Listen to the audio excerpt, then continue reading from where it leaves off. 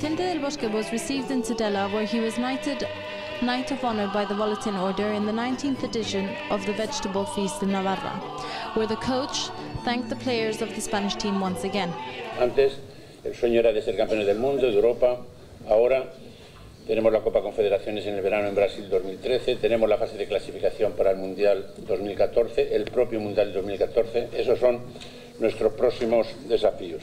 Me comprometo, como no podía ser de otra forma, a defender, apoyar y potenciar y dar el mayor eco posible a la bonanza de los productos de esta tierra. The secretary of the choir invested him with the typical cloak as honorary knight.